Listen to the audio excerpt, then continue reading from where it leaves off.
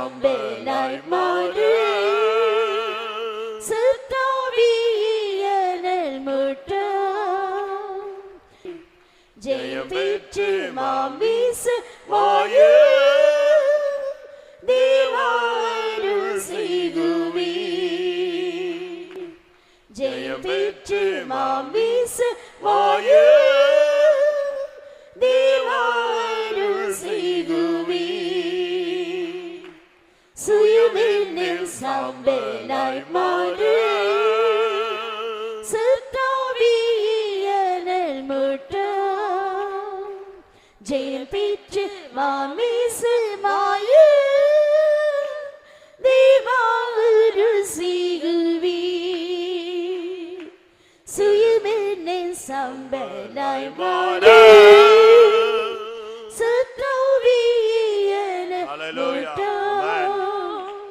ஜெயம் பெற்று மாமீசு மாய தேவாருள் செய்குவி ஜெயம் பெற்று மாமீசு மாய தேவாருள் செய்குவி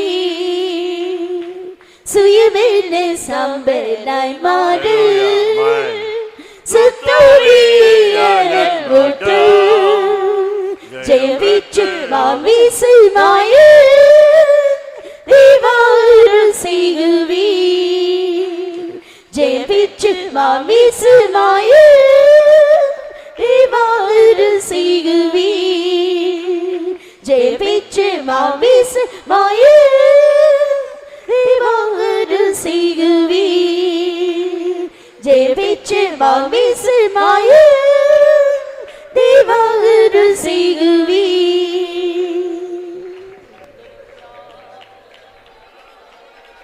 ஹல்லேலூயா. பலிபீடத்தில் வைத்தால்தான் தேவன் எதையாவது ஒன்றை செய்ய முடியும். When you keep that which is new upon the altar of the Lord is able to do something. தேவன் உங்களுக்காக எதையாவது செய்ய வேண்டும் என்று நீங்கள் போராடுகிறீர்கள். You are striving that Lord have to do something to you. அப்படிதானே? Is it so? அப்படிதானே வந்திருக்கீங்க? That is the purpose you have come here. தேவன் இப்படி செய்ய வேண்டும் இப்படி செய்ய வேண்டும்னா நம்ம எதிர்பார்க்கிறோம். And we are expecting the Lord have to do certain things. அப்படியானால் நீ ஆபிரகாமா இருந்தால் ஈசாக்கை பலிபீடத்தில் வை. If so, if you are Abraham, you have to lay Isaac upon the altar. நீ எலியாவானால் காளையை துண்டாக்கி பலிபீடத்தில் வை. If you are Elijah, you have to keep the bull upon the altar and you have to put and cut into pieces. உன்னை நீ பலிபீடத்தில் வைக்காத வரை அக்கினி இறங்க முடியாது. Until you lay upon the altar and the prayer, Lord, if you are not keeping and Lord, fire cannot descend upon you. உன்னுடையதை நீ பலிபீடத்தில் வைக்காமல் கர்த்தர் தன்னுடைய வல்லமை வெளிப்படுத்த முடியாது. That which is in you, if you are not keeping upon the altar, Lord cannot do anything to you. இல்லாவிட்டால் இந்த நேரங்கள் வீணாகிக் கொண்டே இருக்கும். Or else the time become vain for you. கொஞ்ச நேரம் நான் தருகிறேன். I am going to give some minutes. கண்களை மூடுவோம். Let us all close our eyes. உன்னோடு தான் கர்த்தர் பேசுகிறார். The Lord is speaking with you. மௌனமாய் இருக்கிறாயே உன்னோடு பேசுகிறார். That which you are silent, the Lord is speaking with you. தலை கவிழ்ந்து கிடக்கிறாயே உன்னோடு பேசுகிறார். You that are bowing your heads down, the Lord is speaking unto you. தேவன் எதையாவது செய்ய வேண்டும் என்று வந்திருக்கிறாயே உன்னோடு கர்த்தர் பேசுகிறார். With the expectation that you have come, the Lord have to do something to me, and the Lord is speaking to you. சிங்காசனத்துக்கு முன்பாக மன்றாடி கொண்டிருக்கிறாயே உன்னோடு கர்த்தர் பேசுகிறார். You that are pleading before the throne of grace, the Lord is speaking unto you. நீ உன்னை பலிபீடத்தில் வை. You lay yourself upon the altar. கர்த்தர் இறங்க போகிறார். The Lord is going to descend. தேவன் இறங்க வேண்டுமானால் ஒரு பலிபீடம் தேவை. If the Lord have to descend, there is a need of an altar. இன்றைக்கு அது நிச்சயமாய் நடைபெற போகிறது. Surely you are going to do this thing. ஒரு சில நிமிடங்களுக்குள் நீங்கள் தேவனுடைய வல்லமையை அனுபவிக்க போகிறீர்கள். Within few minutes you are going to experience the power of God. Devala பாக்கரா பாக்கரா பலாக்கரா ஷபானியா கரா சம்தராமா விக்கவரபரி விக்கரபலங்கரபனகதுரிகரபலக்கரபானி. ஆமென் ஆமென் ஆமென் ஆமென் ஆமென் ஆமென். துடாயிட பக்கராயிட மனப்சரம்தனா லிபிகலாயிட பலக்க.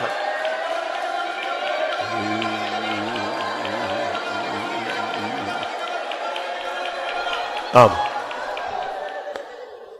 நான் என்னை பலிபீடத்தில் வைக்கிறேன். என்னுடையதை நான் வைக்கிறேன்னு சொல்றவங்க எத்தனை பேர் கைகளை உயர்த்துங்க How பார்க்கலாம். many say that I am submitting myself upon the altar, that which is in me I am submitting upon the altar? Put up your hands. எனக்கு அந்த ஆட்கள் தேவை. I need such persons. ஏன்னா அங்கதான் அக்கினி இறங்க போகுது. Only their fire is going to descend. வேற எல்லா இடத்துலயும் கண்ட இடத்துல எல்லாம் இறங்காது. And the fire will not descend upon any other places. பலிபீடத்துல தான் இப்ப அக்கினி இறங்க போகிறது. Only upon the altar fire is going to descend. இந்த கூட்டத்துக்கு வந்து ஒரு நீ 45 நிமிடம் தாண்டி விட்டது. And those who have come to the meeting 40 minutes have crossed. இனி அக்கினி இறங்குற நேரம். And this is the time of fire descending. ஆமென். எத்தனை பேர் விசுவாசிக்கிறீர்கள்? How many of you believe? நீ பலிபீடமானால் இன்றைக்கு ஒரு அக்கினி இறங்கத்தான் வேண்டும். If you are an altar, fire must come and descend upon us. என்ன அக்கினி? What is that fire? பலிபீட பரலோகத்தில் இருக்கிற பலிபீடத்தின் அக்கினி உன்னுடைய பலிபீடத்தில் இறங்க வேண்டும். The altar which is carrying the heavenly, that is going to fire is going to descend upon the altar upon you.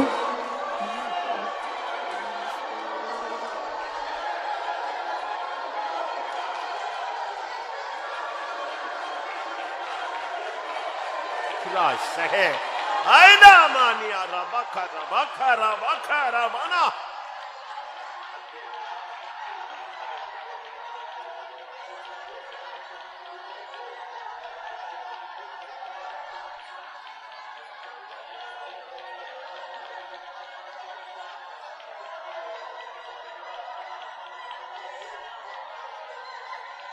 tudabakara bakara tudabakara tudabakara tudabaka tudamania huraniara sei namahaniara bana ஆண்டவரே பலிபீடங்களில் அக்கினி இறங்கட்டும். ஆண்டவரே பலிபீடங்களில் அக்கினி இறங்கட்டும்.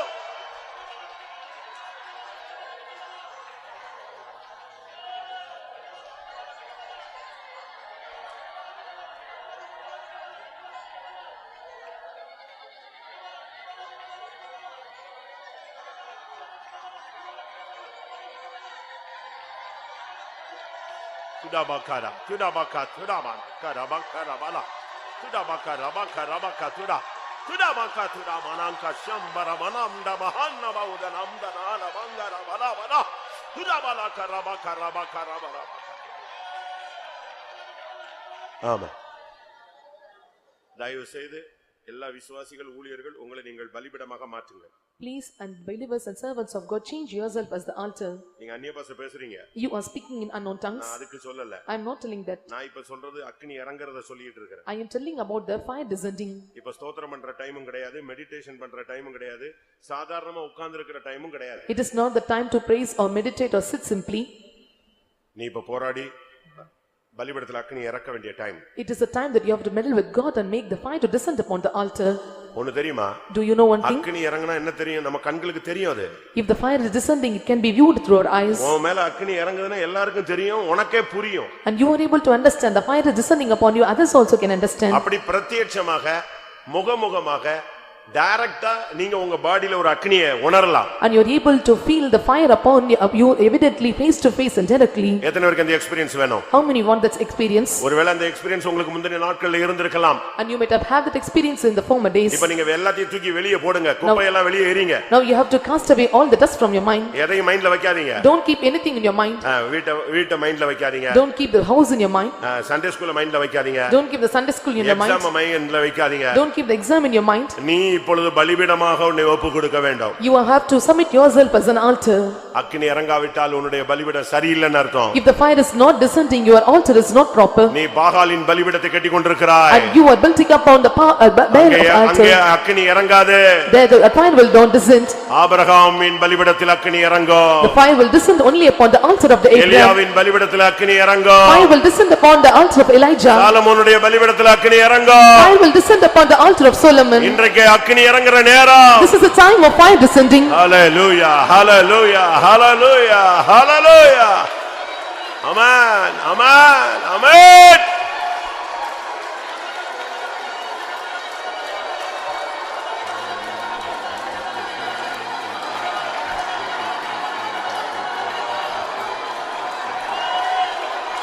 Vibakara ida bangara manas abana bana.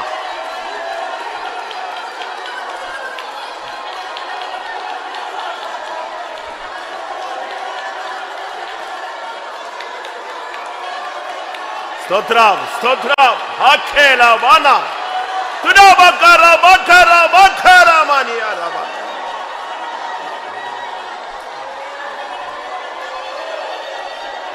ஆமா ஆமா.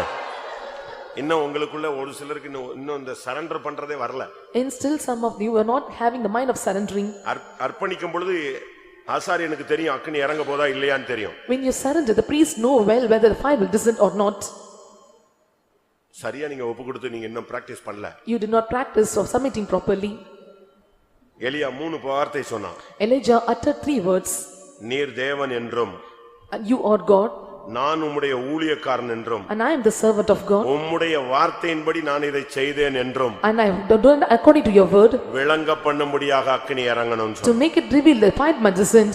நீ வாயை திறந்து கேட்கலாமே. You must open your mouth and ask, ஆண்டவரே நான் ஒரு ஊழியக்காரனா அக்கினி இறங்கட்டும். if I am a servant of God, the fire must descend. நான் அபிஷேகம் பெற்றவனா இப்ப அபிஷேகம் இறங்க அக்கினி இறங்கட்டும். If I am an anointed one, the fire must descend upon உம்முடைய us. நாமம் எனக்கு தரித்திருக்குன்னா இப்ப அக்கினி இறங்கட்டும். If your name was written upon me, the fire must descend upon me. ஹalleluya ஹalleluya. விடாதீங்க, போராடுங்க, பெற்றுக்கொள்ளுங்க. Do not leave him, you strive hard and receive from him. ஆமென் ஆமென். அக்கினி ஹalleluya. பரிசுத்த அக்கினி, பரலோகத்தின் அக்கினி,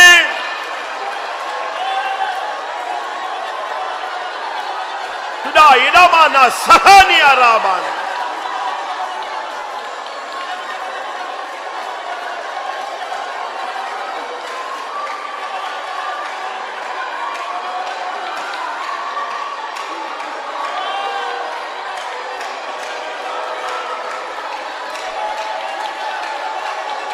Bala bakara bakara bakara bala bakara bala bakara bala tuda bakara ba. நீர் தேவன், நான் உம்முடைய ஊழியன் என்பதை விளங்க பண்ணு. இந்த ஜனம் உம்முடைய ஜனம். ஹalleluya. இந்த சபை உம்முடைய சபை. ஓ, இது தேவ சந்நிதி என்பதை விளங்க பண்ணு. ரிமா நியா ரபாகா துடா பாகா துடா திமானா. Hey, dik la bala bakara bala kata.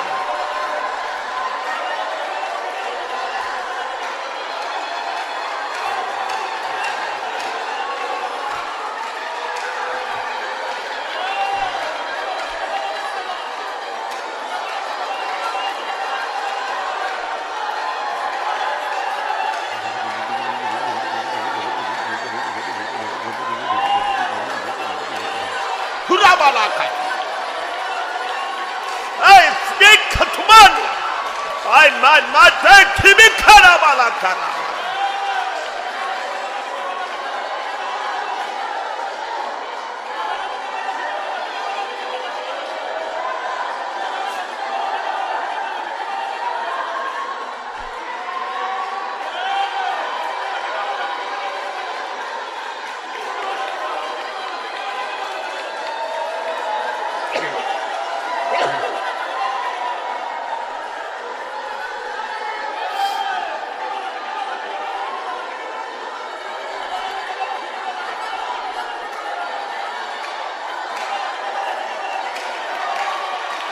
Hallelujah, hallelujah, hallelujah.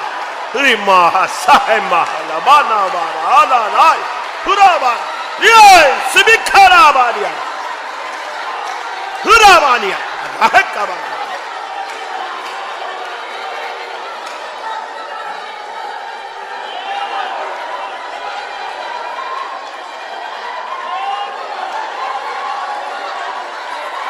Hurbi shabakara.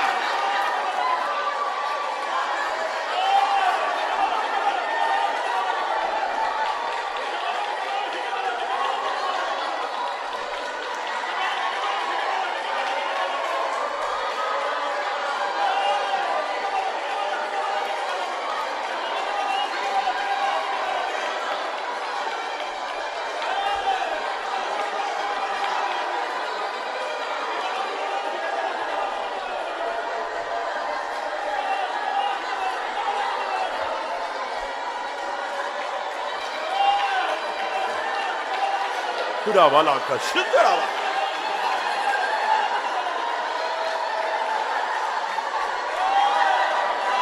Rima bangara balaka shabalaka thura. Hurabaka thura manaka thurabaka thura. Hurabani.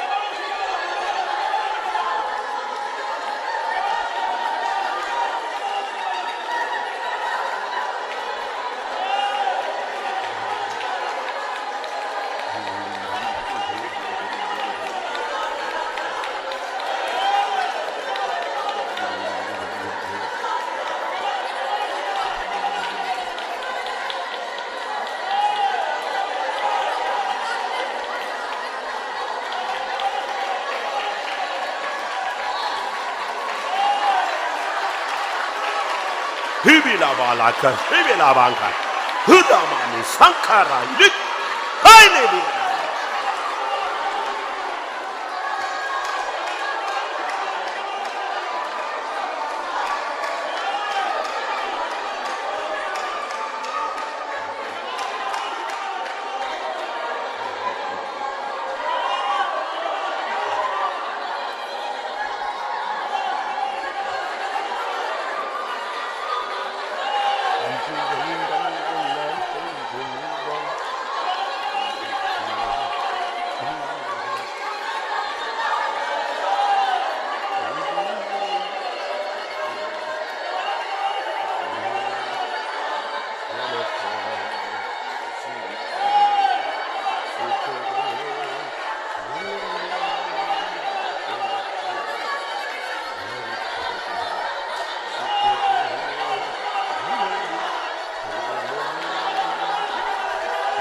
Baka dibi karabaka dibi karabaka dibi abangara dibi aba kudabaka dibi karabana ka sundarabana ka dibi karabana kudabaka rabaka sharamana ka tura kudabani dibi la mangara bana ka anna murura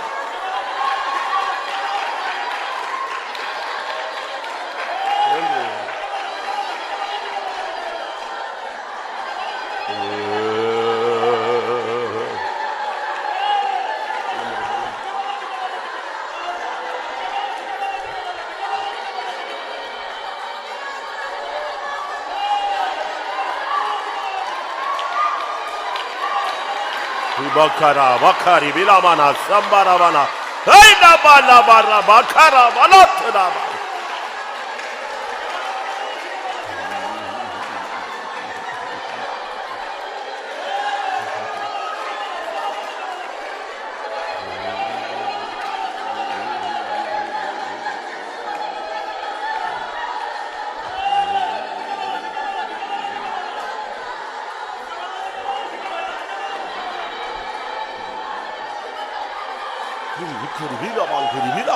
Karabala, Tudabaka, Tudabaka, Tudabaka, Hikuri, Hiksaram, Tudabala, Tudabala, Karabala, Imana Bangari, Hikuri.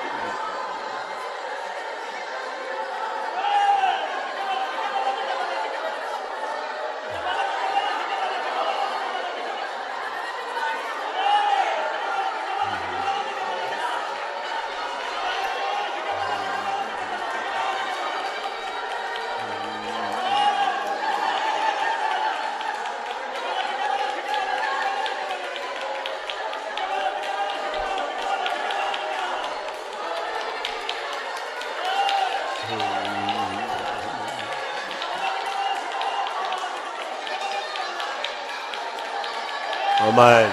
பலிபீடத்தில் என்னை பலியாக வைத்தேன், பலிபீடத்தில் என்னை பலியாக வைத்தேன். எலியாவின் ஜெபத்துக்கு இறங்கிய வண்ணமே, எலியாவின் ஜெபத்துக்கு இறங்கிய வண்ணமே, பலிபீடத்தில் என்னை பலியாக வைத்தேன், பலிபீடத்தில் என்னை பலியாக வைத்தேன். எலியாவின் ஜெபத்துக்கு இறங்கிய வண்ணமே, எலியாவின் ஜெபத்துக்கு இறங்கிய வண்ணமே, பலிபீடத்தில் என்னை பலியாக வைத்தேன், பலிபீடத்தில் என்னை பலியாக வைத்தேன். எலியாவின் ஜெபத்துக்கு இறங்கிய வண்ணமே, எலியாவின் ஜெபத்துக்கு இறங்கிய வண்ணமே, எலியாவின் ஜெபத்துக்கு இறங்கிய வண்ணமே, எலியாவின் ஜெபத்துக்கு இறங்கிய வண்ணமே, எலியாவின் ஜெபத்துக்கு இறங்கிய வண்ணமே, எலியாவின் ஜெபத்துக்கு இறங்கிய வண்ணமே. Hallelujah. Hallelujah.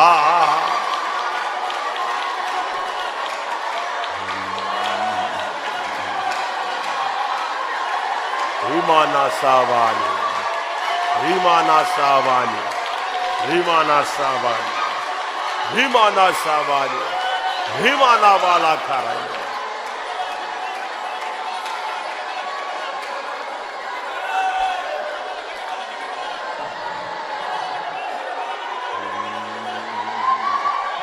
Hallelujah.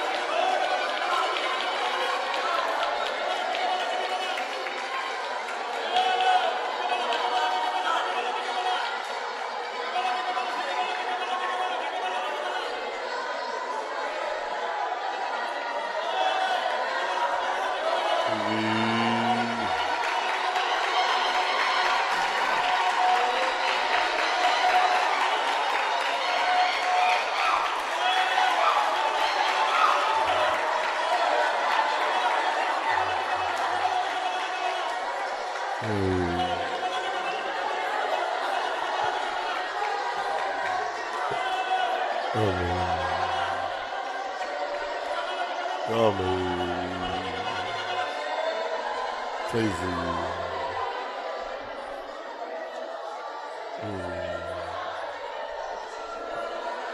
Jesus.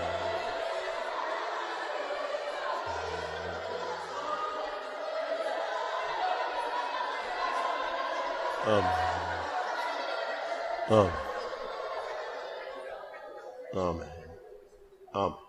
உட்கார்.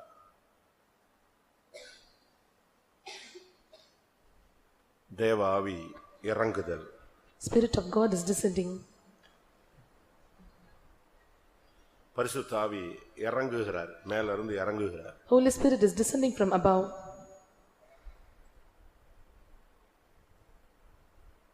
அப்போஸ்தலர் நடபடிகளிலே நாம் பார்க்கும் பொழுது, when we see in the Acts of the Apostles, 11ஆம் அதிகாரம் 15ஆம் வசனம். chapter 11 verse 15. நான் பேசத் தொடங்கின போது பரிசுத்த ஆவியானவர் ஆதியிலே நம்மேல் இறங்கினது போலவே அவர்கள் மேலும் இறங்கினார். இங்கே பேதுரு சொல்லுகிறார், ஆதியில பெந்தெகோஸ்தே நாள்ல எப்படி ஆவியானவர் இறங்கினாரோ அதே போல கையே வைக்கப்படாது. ஆதியில இறங்கினது போல இறங்கினார். Peter is saying here that Holy Ghost fell on them as on the beginning day at the day of the Pentecost. பெந்தெகோஸ்தே நாளில கர்த்தருடைய ஆவி இறங்கினது பத்தி நமக்கு எல்லாருக்குமே தெரியும். We all know that at the day of Pentecost the Spirit of God descended. அப்போஸ்தலர் 10ஆம் அதிகாரம் 44ஆம் வசனத்துல இறங்கின தன்மையை தான் ஆதியில் இறங்கினது போல இறங்கினார் என்று பேதுரு பேசுகிறார். And he was speaking that he was descending upon us as the days of the beginning, as it is mentioned in Acts of the Apostles chapter 10 verse 44.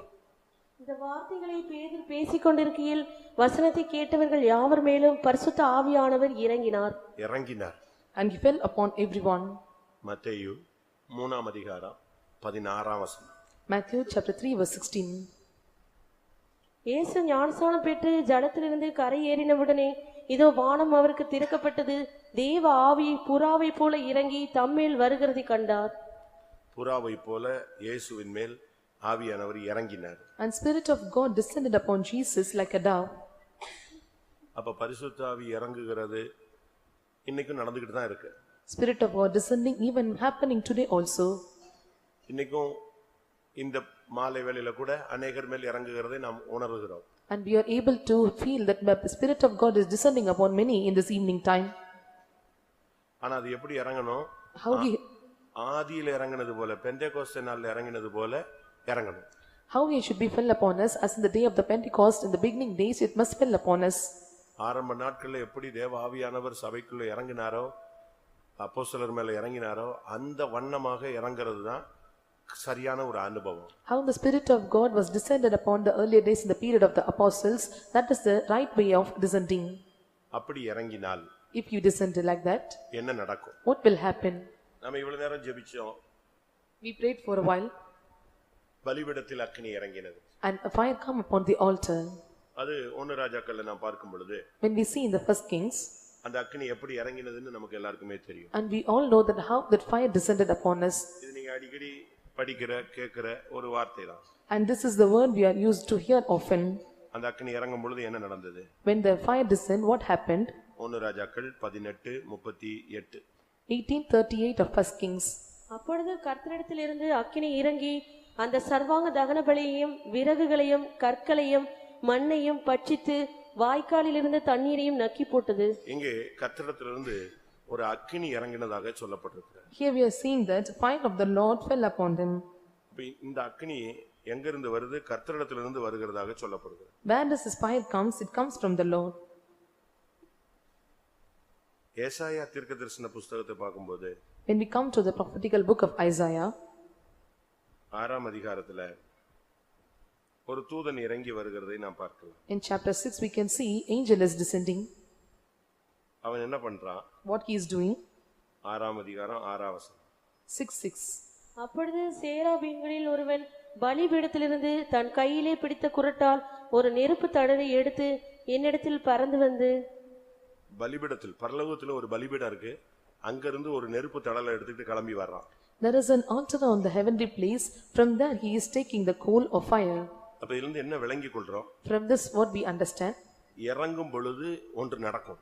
When descend, something will happen. அது நமக்குள்ள நடக்குதா? Either it is happening in us. நம்ம எல்லாரும் ஜெபிக்கும் பொழுது பரிசுத்த ஆவி இறங்குறாரு. When we pray, Spirit of God is descending. இப்ப மழை இறங்குதுன்னு வெச்சுக்கோங்களேன். For example, the rain is descending. அப்படியே ஓடி போய் எங்கிட்டாவது போயிட்டுனா பிரயோஜனம் இல்ல.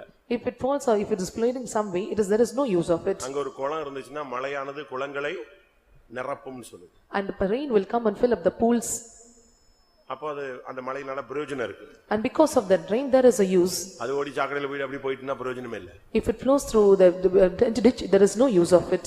அப்ப தேவ ஆவி இறங்கும்போது நடக்கிற 7 சம்பவங்களை உங்களுக்கு சொல்றேன். I am going to tell 7 incidents that happen when Spirit of God descends.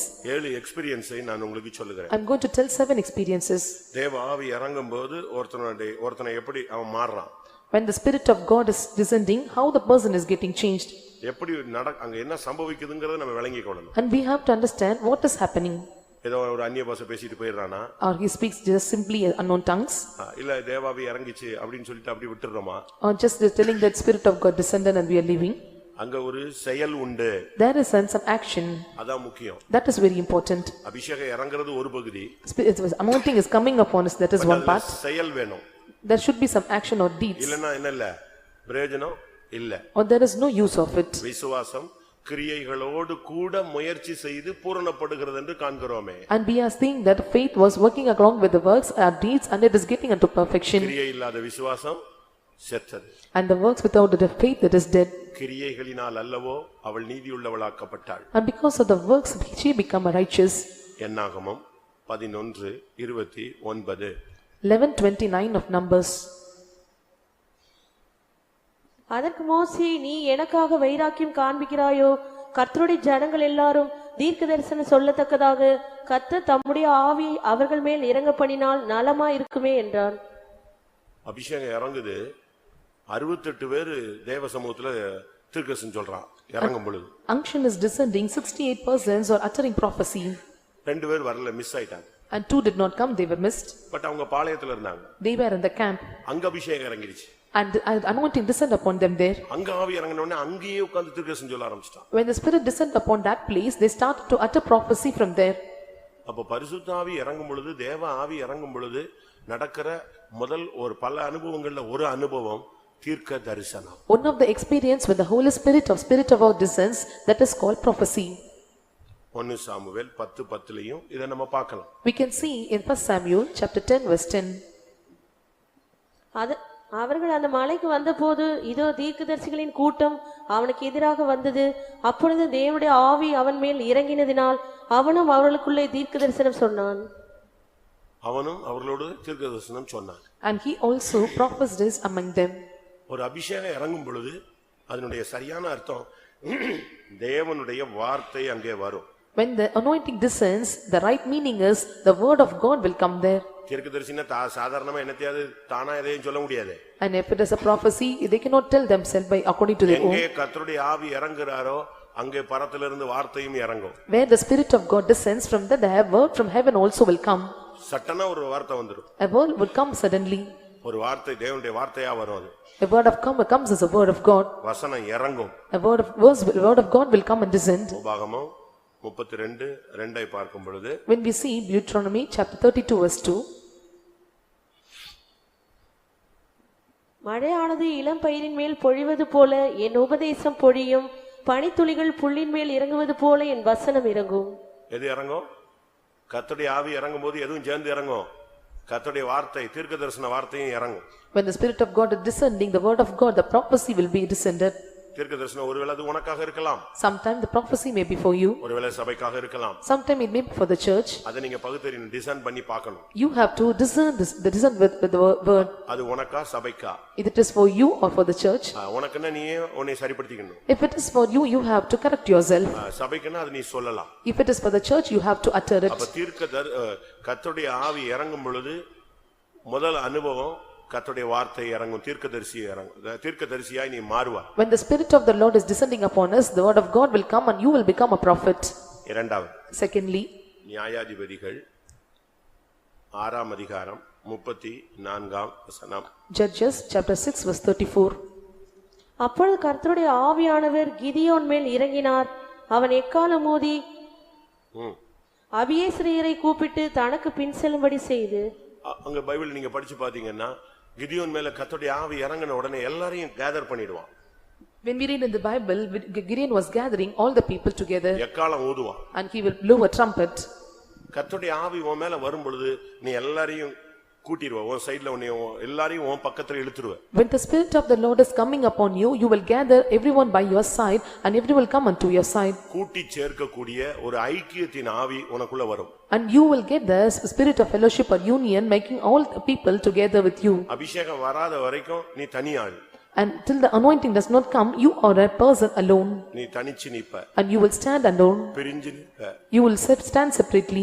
உனக்குள்ள ஐக்கியம் உண்டாகாது. And there will not be union or fellowship in you. நீ எக்காலம் ஊத மாட்டாய். You will not blow trumpet. ஆனா அபிஷேகம் இறங்கின பொழுது, when the spirit of the unction is descending, ஆவி இறங்கின பொழுது அவன் எக்காலம் ஊதி எல்லாரையும் ஒரே இடத்துல கூட்டிட்டான். when the spirit of the Lord was descending upon him, he was blowing the trumpet and gathering all one together. அபிஷேகம் வர வர உனக்குள்ள இருக்கிறதான பிரிவினைகள், கசப்புகள், துக்கங்கள், விலகி போன அனுபவங்கள் எல்லாம் மாறி நீங்க ஒன்றாயிடுவீங்க. And the anointing is coming upon you, your grief and your bitterness, your hatred and everything will flee away from you and will become one or united. இத புதிய ஏற்பாட்டில பார்க்கும் பொழுது, when we see this in New Testament, பரிசுத்த ஆவியின் ஐக்கியம், we see the fellowship of the Holy Ghost. நம்ம சர்ச்சில ஒரு கடைசில ஒரு பெனடிக்ஷன் போடுவோம். At last we will say a benediction. என்ன சொல்லுவோம்? அதுல கடைசி என்னது? பரிசுத்த ஆவியின் ஐக்கியம், the fellowship of the Holy Ghost. அது நம்ம சபைக்குன்னு உள்ள தனியான வார்த்தை அல்ல. And this is not the word separately for our congregation. நாமளா என்னத்தையோ சொல்லிட்டு போறோம்னு நினைச்சிர கூடாது. And you should not say we are telling according own way. எங்க இருக்கு அந்த வசனம்? 2 கொரிந்தியர் 13ஆம் அதிகாரம் 14ஆம் வசனம். கர்த்தராகிய இயேசு கிறிஸ்துவினுடைய கிருபையும் தேவனுடைய அன்பும் பரிசுத்த ஆவியினுடைய ஐக்கியமும் உங்கள் அனைவரோடும் கூட இருப்பதாக. ஆமென். பரிசுத்த ஆவியின் ஐக்கியம், பரிசுத்த ஆவியில உனக்கு மட்டும் ஐக்கியம் இல்ல, பரிசுத்த ஆவியின் மூலமா நீ எல்லாரோட ஐக்கியமாகுற. And you are not having the communion and fellowship only with the Holy Ghost. Because of the communion and holy fellowship, you are having fellowship or union with everyone. அதனால தான் யோவான் சொல்கிறார், எங்களுடைய ஐக்கியம் பிதாவாகிய அவருடைய குமாரனாகிய இயேசு கிறிஸ்துவோடும் இருக்கிறது. And that's what the John is saying, that our uniting is also with the Holy Ghost.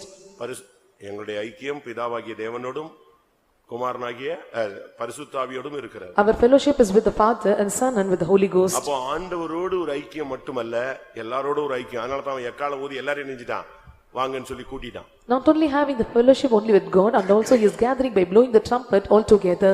அது வரைக்கும் அந்த ஜனங்கள் எல்லாம் பிரிஞ்சு பயந்து ஓடிங்கி ஓடி தனித்தனியா சுத்திட்டு இருந்தாங்க. Till now the people were separated, they were oppressed and they were going back together and all together. அதுக்கு பிறகு தான் எல்லாரும் ஒன்னு சேர்ந்தாங்க. And that's what they are gathered together. மூன்றாவது, thirdly, நியாயாதிபதிகள் 11:29. 11:29 of Judges. அப்பொழுது கர்த்தருடைய ஆவி யெப்தாவின் மேல் இறங்கினார்.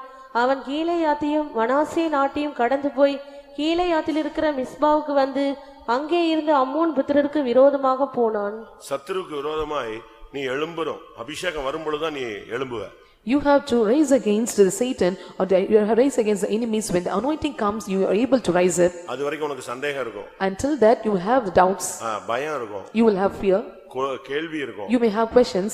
முடியுமாங்கற ஒரு பிரச்சனை உனக்குள்ள இருந்துகிட்டே இருக்கும். And you will have a problem whether it is possible. ஒரு கோழையை போல இருப்ப. And you will be like a timid person. இல்ல உட்கார்ந்து அழுவ. You will cry. இல்ல முடங்கிடுவ. Or you will be இல்ல ஒதுங்கி போக ஆரம்பிச்சிடுவ. Or you become oppressed. நமக்கு எதுக்கு இந்த வேலை, நம்ம பாட்டு நம்ம வேலைய பாப்போம்னு போயிடுவ. What is the needs of this job and we can do our work and we do all things. அபிஷேகம் இறங்கும் பொழுது when the spirit anointing is coming upon you, நீ சத்துருக்கு விரோதமா எழும்பிடுவ. you will rise up against the enemies. உனக்குள்ள இருந்து ஆவியானவர் கொடியேற்ற ஆரம்பிப்பார். And the spirit of God is within you, will straight up and banner. உன்னால மௌனமா இருக்க முடியாது. You are not able to be silent. நீ ஜெபிக்க ஆரம்பிச்சிடுவ. You will start praying. முழங்கால் போட ஆரம்பிச்சிடுவ. You will start kneeling. அதிகாலையில எழும்புவ. You will start getting up early in the morning. உன் கைகள் தளராமல் விரிக்கப்படும். And your hands will not be stretched and they will be stretched out. எப்தா வீணரோடு சுத்தி கொண்டிருந்த ஒரு ஆள். And Jephthah was the one, he was going along with the vain person. இஷ்டத்துக்கு போயிட்டு இருந்தான். He is going according to his own way. அவனை எல்லாரும் துரத்திட்டாங்க. And everyone was chasing him away. ஆனா இந்த அபிஷேகம் வந்தபோது when this anointing comes, அவன் எழும்பிட்டான். he became able to stand up. தேவனுடைய ஜனத்துக்கு விரோதமாய் எழும்புகிற வல்லமைக்கு விரோதமாய் எழும்பினான். And he was able to rise up against the powers working against the people of God. அடுத்த வசனம் என்ன சொல்லுகிறது? What does the next verse is telling? அவன் பொருத்தனை பண்ணினான். And he vowed a vow. அபிஷேகம் வரும் பொழுது நீ பிரதிஷ்டை உள்ளவனாய் மாறுவாய். When the anointing comes, you become a consecrated person. சரியான ஒரு ஆவியானவர் இறங்கிட்டார்னா உன்னை அறியாமலே நீ பாட்டுக்கு பிரதிஷ்டை பண்ண ஆரம்பிச்சிரு. ஆண்டவரே அதை விட்டுறேன், இதை விட்டுறேன், அங்க போயிடுறேன், இங்க போயிடுறேன், எல்லாத்தையும் நீயா ஒண்ணுமே இல்லாம வாயை திறந்து சொல்லிடுவே. When the spirit of God is coming upon you in a proper way, a right way, you are able to make a consecration, and without unknowingly you are able to make many of your oaths to God. அபிஷேகம் இல்லாத பண்ணுகிற பிரதிஷ்டையை உன்னால் நிறைவேற்ற முடியாது. And without the anointing, if you make any consecration, you are not able to fulfill. அபிஷேகத்தோடு நீ பண்ற பிரதிஷ்டையை உன்னால் நிறைவேற்ற முடியும். And with anointing, if you make a consecration, you are able to fulfill. அது அங்க நடந்தது. That's what happened there. அவன் பாட்டுக்கு ஒரு பொருத்தனை பண்ணான். And he vowed a vow. அந்த வைராக்கியத்துல எழும்பி போனான். And with that zeal he was able to go up. உனக்குள்ள அந்த அபிஷேகம் இறங்குதா? Whether the anointing is descending upon you. இன்னைக்கு अनेகருக்குள்ள இந்த அபிஷேகத்தை இறங்குது, பட் அதுல உள்ள செயல் திறன் இல்ல. And many are able to get the anointing but not able to put in action. அதனால நமக்கு என்ன பேரு? What the name you have? அதனால நமக்கு என்ன பேரு? And what was the name given to us? ஓசையிடுகிற கைத்தாளம். And we are the one who has with the cymbals. சத்தமிடுகிற வெங்கலம். And we are the brass without making sounds. நல்ல கத்தி ஆவி நிரம்புறோம், போன உடனே கத்தி சண்டை போடுறோம். And we are filling in spirit well and we are going departing and we are fighting, quarreling. Pastor Joel சொல்லுவார். Pastor Joel used to say. நல்ல மாடு மாதிரி கஷ்டப்படுறாங்க, அதே நேரத்துல நல்ல மாடு மாதிரி முட்டி தூக்கிடுறாங்க. And they are working hard like a cow, and again the same thing, they are also just chasing others like we are making piercing others. There is no use of it. சரியான அபிஷேகம் வரும்போது when the right anointing comes, நீ சத்துருக்கு விரோதமா எழும்புவாய், பொருத்தனை பண்ணுவாய், ஜீவியத்தை அப்படியே பிரதிஷ்டை பண்ண ஆரம்பிச்சிடுவ. You will raise up against the enemies, you will make a vows and also you will make a consecrate your life. நாலாவது. Fourthly, நியாயாதிபதிகள் 14:6. 14:6 of Judges. அப்பொழுது கர்த்தருடைய ஆவி அவன் மேல் பலமாய் இறங்கினதினால் அவன் தன் கையில் ஒன்றும் இல்லாதிருந்தும் அதை ஒரு ஆட்டுக்குட்டி கிழித்து போடுகிறது போல் கிழித்து போட்டான். ஆனாலும் தான் எதை கிழித்து போட்டான்? ஆட்டுக்குட்டி இல்ல, ஆட்டுக்குட்டியை கிழிக்கிற மாதிரி சிங்கத்தை கிழிச்சான். What did he rend there? He was able to make a slain like a lamb, like a lion. அபிஷேகம் இறங்கும் பொழுது பிசாசை கிழிச்சிருவ நீ. When the anointing comes, you are able to rent or tear up the enemy. அவனை கிழிச்சு தூக்கி எறிஞ்சிரலாம். And you are able to tear up and rent him and you can cast him away. அபிஷேகம் இல்லனா நீ ஓடுவ. If the anointing is not coming, you will run. கத்துவ. You will shout. எல்லாரையும் கூப்பிடுவ. You will call everyone. அபிஷேகம் பலமா இறங்கினதுனால when the anointing is coming upon mightily, அவன் தோட்டத்துக்கு பக்கத்துல யார் நிக்கிறா? who is standing near the garden? சொல்லுங்க. திராட்சை தோட்ட பக்கத்துல யார் நிக்கிறா? இவன் திராட்சை தோட்டத்துக்குள்ள போனா and he was going inside. பக்கத்துல நின்னுட்டு இருந்தது யாரு? சொந்த அம்மா அப்பா நின்னாங்க, அவங்கள கூட கூப்பிடல. He was going inside the vineyard, he was not calling even his own mother and father. யாரை கூப்பிட்டான்? Whom did he call? ஆவியானவரை கூப்பிட்டான். He was calling of the spirit of the Lord. அவர் இறங்கின பொழுது இந்த சிங்கம் கிழிக்கப்பட்டது இல்லன்னு சொன்னா அம்மா அப்பாவை கூப்பிட்டுருந்தானா மூணு பேரையும் அது கிழிச்சு போட்டு போயிருக்கும். When he was the spirit of God is descending upon, he was not calling upon his father and mother, he was falling, it may kill them. அப்படிதானே? Is it so? அப்படிதானே? 3 பேரை அது சாப்பிட்டு பேசாம போயிட்டே இருக்கும். And it might have consumed all the 3 persons that have gone that place. அபிஷேகம் இறங்கின பொழுது சத்துருவை கிழித்தான். When the spirit of Lord that is descending is able to tear up the enemies. உங்க மேல இருக்கிற அபிஷேகத்தை நீங்க முதலாவது அதனுடைய சக்தியை நீங்க புரியணும். You must able to understand the power of your anointing. சில குழந்தைங்க கையில போய் 2000 ரூபாய் கொடுத்தீங்கன்னா அது பாட்டு கிழிச்சு போட்டு வேடிக்கை பார்த்துட்டே இருக்கும். அதனுடைய மதிப்பு தெரியல. If you give a 2000 rupee in the hands of the child, it may be tear up and is not able to understand this value. உலகத்தில் இருக்கிறவன் உங்களுக்குள்ள இருக்கிறவர் பெரியவர். He that is in you greater than he that is in the world. உனக்குள்ள இருக்கிற சக்தியை நீ முதல்ல புரிஞ்சுக்கோ. You must understand the power inside you. அந்த வல்லமையால நீ எல்லாமே செய்யலாம். You are able to do everything through that power. எல்லா வல்லமையும் கிழிச்சு தூக்கி எறிஞ்சிரலாம். And you are able to tear up all the powers and you go away. ஐந்தாவது. Fifthly, நியாயாதிபதிகள் 16:19. 16:19 of Judges. அவள் அவனை தன் மடியிலே நித்திரை செய்ய பண்ணி ஒருவனை அழைத்து அவன் தலைமை அப்ப 14:19 அந்த 30 பேரை அவன் கொன்றான். அந்த அபிஷேகம் வந்த பொழுது 14:19 கர்த்தர் 14:19 நான் என்ன சொன்னேன்? 16 சொன்னேன். நான் 14 தான் உங்களுக்கு கேட்டிருக்கு. சரி. கர்த்தருடைய ஆவி அவன் மேல் இறங்கினதினால் அவன் அஸ்கலோனுக்கு போய் அவ்வூராரில் 30 பேரை கொன்று அவருடைய வஸ்திரங்களை உரிந்து கொண்டு வந்து 30 பேரை அந்த அபிஷேகம் இறங்கின பொழுது 30 பேரை கொன்றான். When the anointing comes upon, he is able to slew 30%. இது மாம்சத்தை அழிப்பதை காண்பிக்கிறது. And this shows the destroying of flesh. 30 பேருடைய சரீரத்தை அடிச்சு கொன்னு பலி பண்ணிட்டான். He slew 30% men per body and he was able to kill them. அபிஷேகம் வரும் பொழுது நீ மாம்சத்தை கட்டுப்படுத்தணும், அழிக்கணும். When the anointing comes, you have to control your flesh and you have to destroy it. ஆவியினால் மாம்சத்தின் செய்கைகளை அழித்தால் பிழைப்பீர்கள். And if thou shalt destroy your flesh through the act of the spirit, you will live. அபிஷேகம் உனக்கு கொடுக்கப்பட்டதுக்கு காரணம் மாம்சத்தை நீ control பண்றதுக்கு ஒரு கடிவாளம் மாதிரி ஏர் பிரேக் மாதிரி அடிக்கணும். And the reason for the anointing given to you is you have to control your spirit about your flesh. ஒன்னாலேயே உன்னோட கண்ட்ரோல் பண்ண முடியலன்னா வேற எவனை போய் நீங்க கண்ட்ரோல் பண்ண முடியும்? If you are not able to control yourself, you are not able to control others.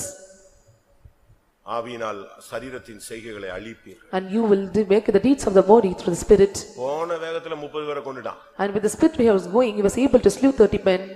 நீங்க உங்களை கண்ட்ரோல் பண்ணணும். You have to control yourself. மற்றவங்களுக்கு பிரசங்கம் பண்ணுகிற நான் தானே ஆகாதவனாய் போகாதபடி என் சரீரத்தை ஒடுக்கி கீழ்ப்படுத்துகிறேன். And I was preaching that I should not go in when I was just subjecting my body and was controlling. யார் சரீரத்தை கீழ்ப்படுத்த முடியும்? And who are able to subject their body? சொல் தவறாதவன் தன் சரீரத்தை கீழ்ப்படுத்துவான். And he was not making his words in vain, he was able to subject his body. பூரண புருஷர்கள் தங்களுடைய சரீரத்தை கீழ்ப்படுத்துவார்கள். A perfect man is able to subject his body. அப்படினா என்ன அர்த்தம்? What does it mean? இன்னும் உங்களுடைய சரீரத்தை உங்களால கண்ட்ரோல் பண்ண முடியல, நீங்க அறகுறையா தான் இருக்கீங்கன்னு அர்த்தம். Still if you are not able to control your body, still you are found in half second way. யாக்கோபு 3:2ல நீங்க இத பார்க்கலாம். We can see in James chapter 3 verse 2. நாம் எல்லாரும் அநேக விஷயங்களில் தவறுகிறோம். ஒருவன் சொல் தவறாதவனானால் அவன் பூரண புருஷனும் தன் சரீரம் முழுவதையும் கடிவாளத்தினாலே அடக்கிக் கொள்ளக்கூடியவனுமாய் இருக்கிறான். உன்னை நீங்க கண்ட்ரோல் பண்ணணும். You have to control yourself. உனக்குள்ளேயே ஒரு பிரேக் இருக்கணும். You must have a break in you. அதுதான் யாரு? Who is that?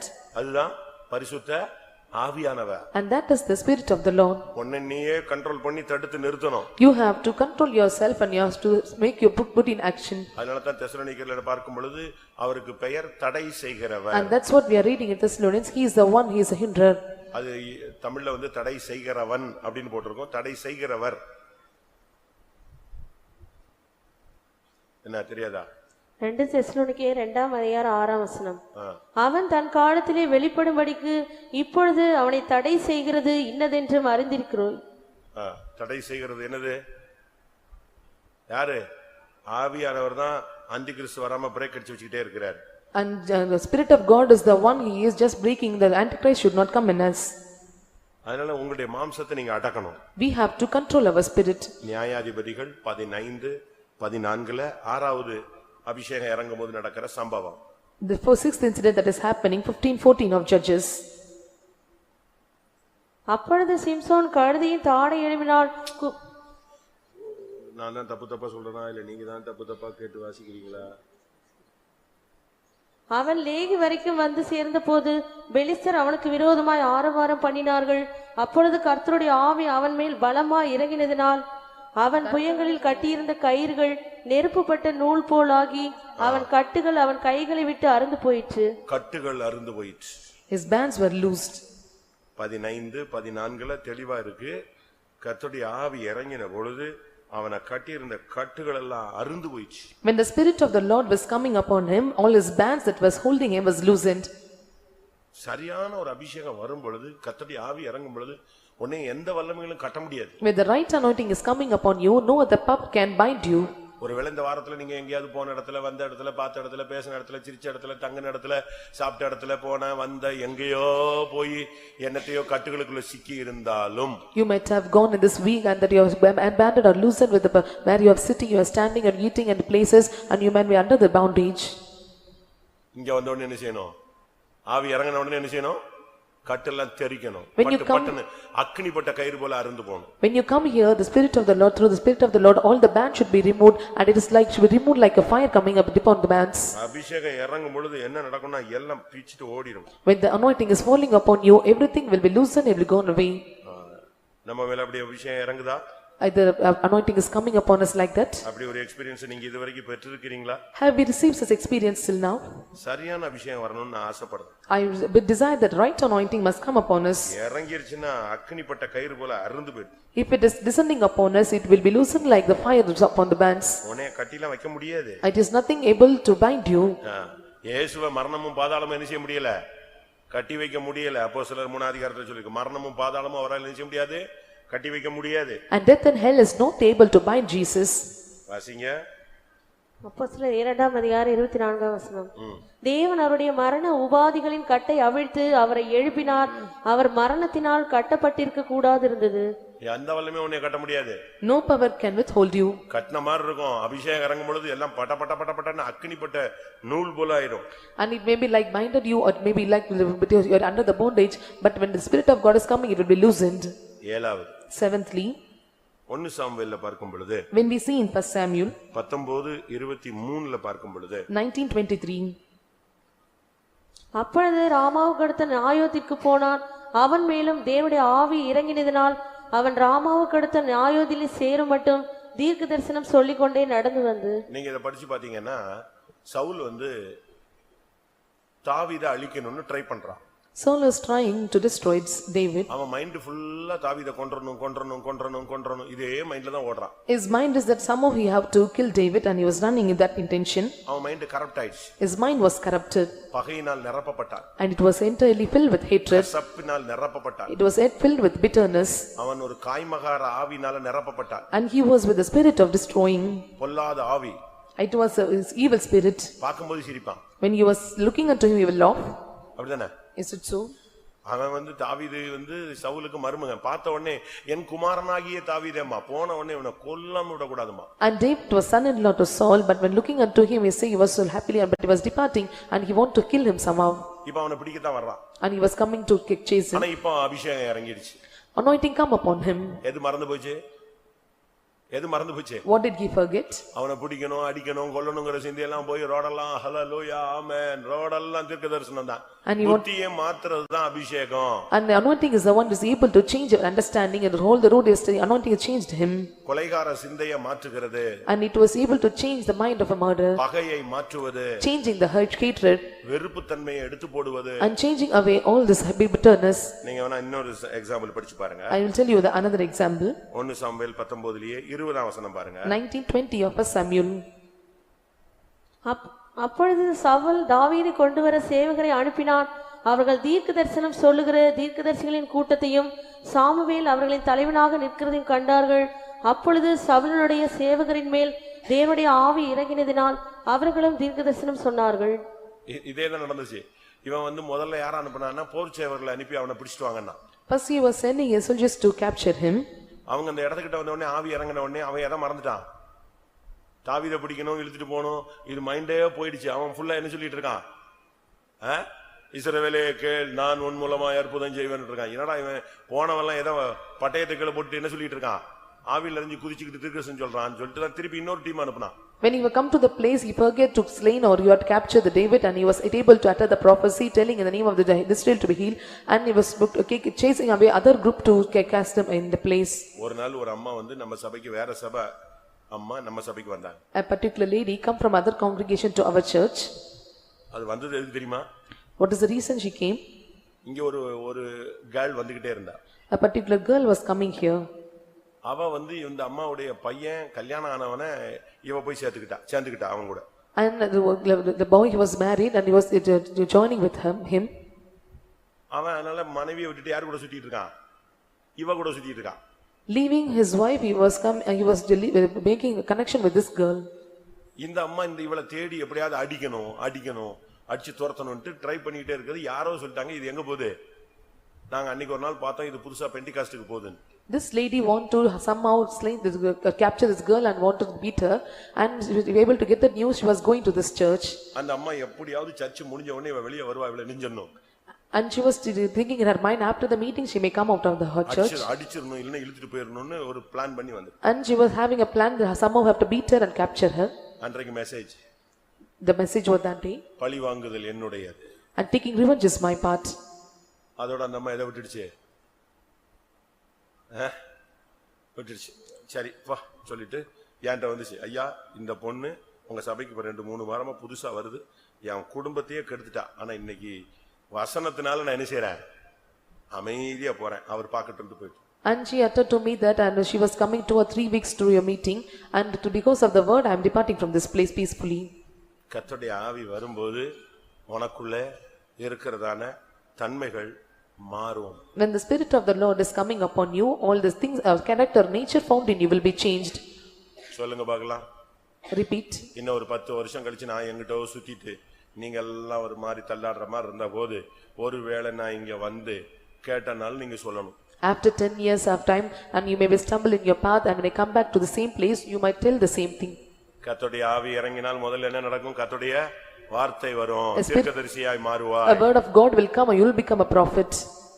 கர்த்தருடைய ஆவி வரும்போது நீ எக்காலம் ஊதி நீ தனி ஆள் அல்ல, நீ ஒரு பெரிய ஐக்கியத்தை உண்டு பண்ணுவாய். When the spirit of the Lord is coming, you will blow the trumpet, you will not be an individual, you become a people who are gathering everyone. நீ சத்துருவுக்கு விரோதமாக எழும்புவாய், பிரதிஷ்டை உள்ளவனாய் மாறுவாய். When the spirit of the Lord is coming, you become able to rise up against the enemy and you become a man. கர்த்தருடைய ஆவி வரும்பொழுது சாத்தானை சிங்கத்தை கிழித்து போடுவாய். ஏனென்றால் உன் மேல இருக்கிற அபிஷேகம் சிங்கத்தின் மேல் நடக்கிற அபிஷேகம், மிதிக்கிற அபிஷேகம். When the spirit of the Lord is coming upon you, you are able to tear up the lion and you are having the anointing to trample upon the lion.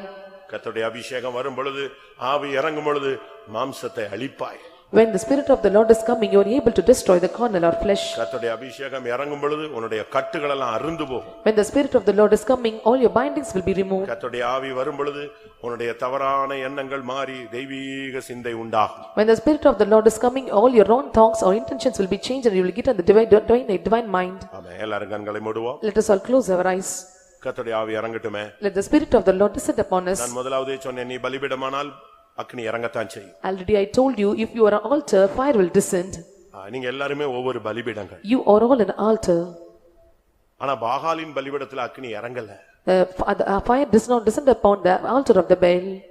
எலியாவின் பலிபீடத்துல அக்னி இறங்கினது. Fire descend upon the altar of the Elijah.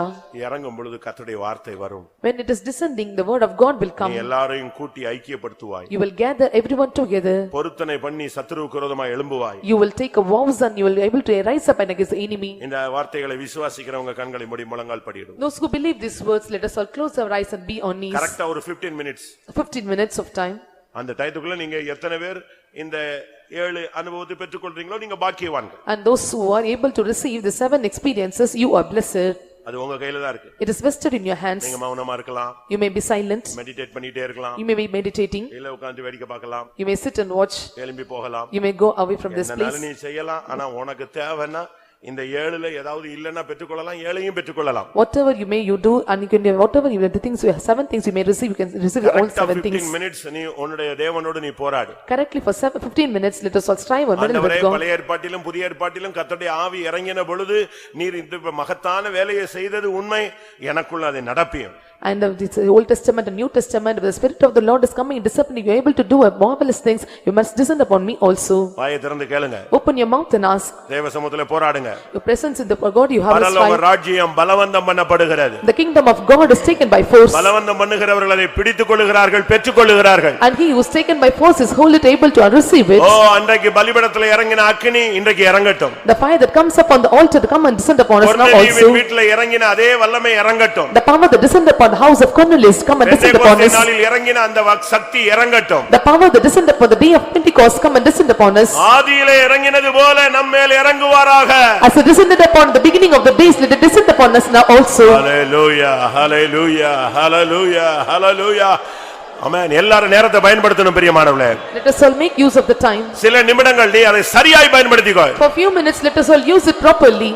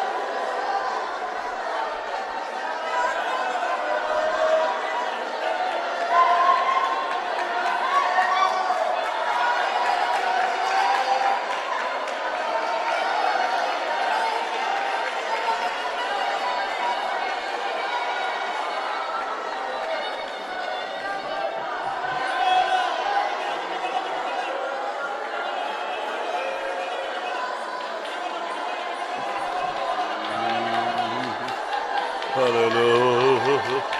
Ribalabania, ribilabala karabakatera. Amen. இந்த வசனங்கள் நிறைவேறணுங்க தாவே. இப்பொழுதே வல்லமை இறங்கட்டும். கை காலாபாங்கராபால. அக்கினி இறங்கட்டும். வார்த்தை இறங்கட்டும். ஓ ரிபானியா ரபக திடபக திடபக திட. இப்திலாபாலா. Amen. உத்திடுவீர் தேவ அன்பினையே சுத்தருள்ள உயர்த்திடுவே. உத்திடுவீர் தேவ அன்பினையே சுத்தருள்ள உயர்த்திடுவே. என்னை மாற்றிடும் அபிஷேகத்தால், என்னை மாற்றிடும் அபிஷேகத்தால். உத்திடுவீர் தேவ அன்பினையே சுத்தருள்ள உயர்த்திடுவே.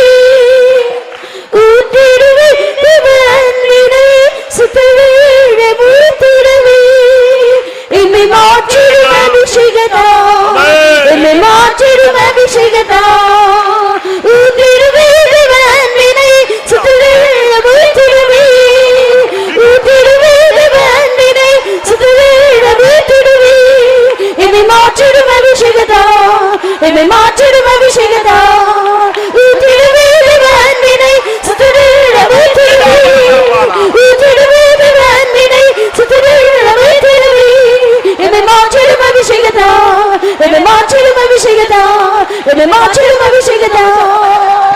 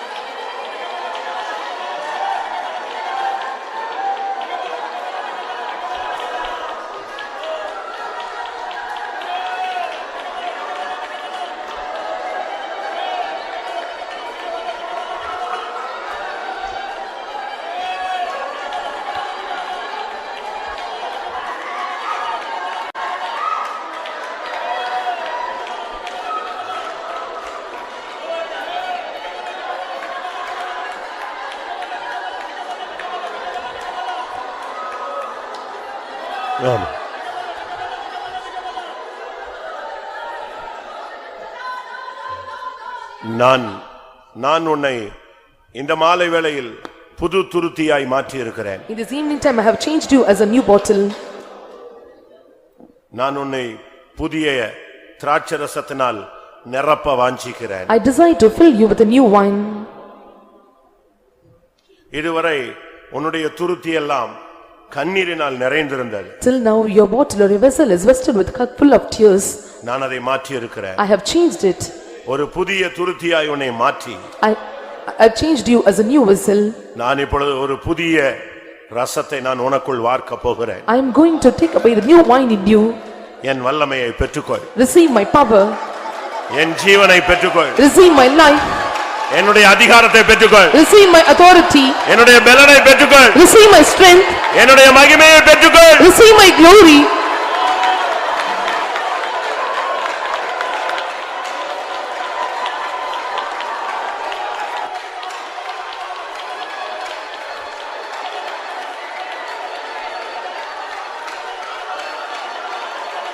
ஆமென்.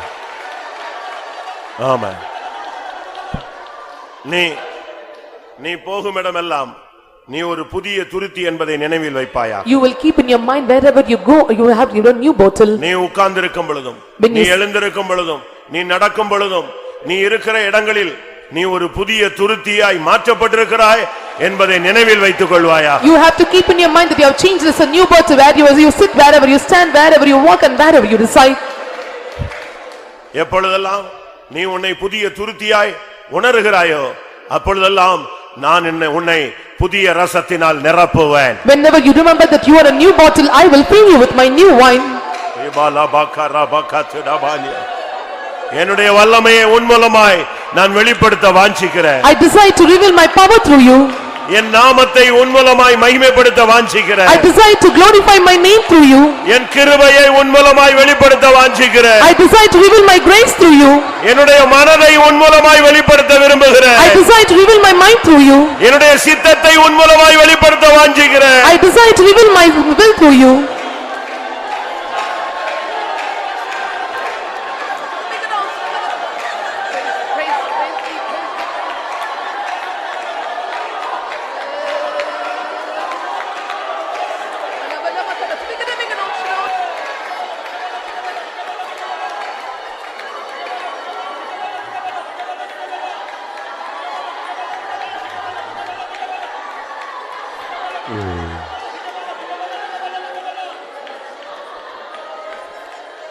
ஆம்.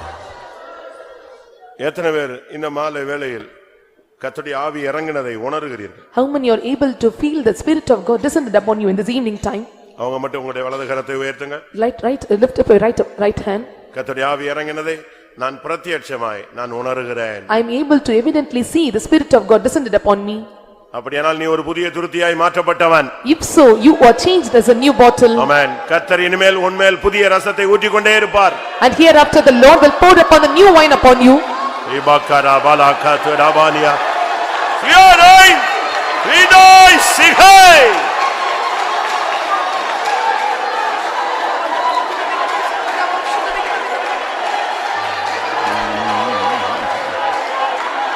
ரிபாலா பாலா பாரா பாலா கத்து.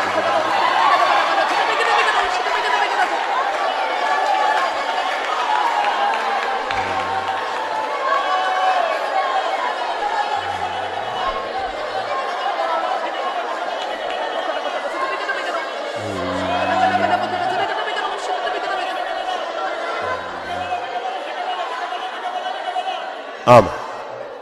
கர்த்தருடைய சமூகத்துக்காய் ஸ்தோத்திரம் பண்ணுவோம்.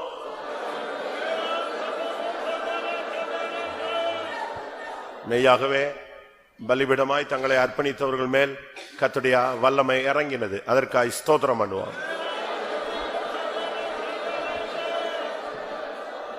ஆவியானவர் இறங்கும் பொழுது என்ன சம்பவிக்கும் என்பதை விளங்கிக் கொள்ள ஒரு விசை நமக்கு உதவி செய்தபடினால ஸ்தோத்திரம் பண்ணுவோம்.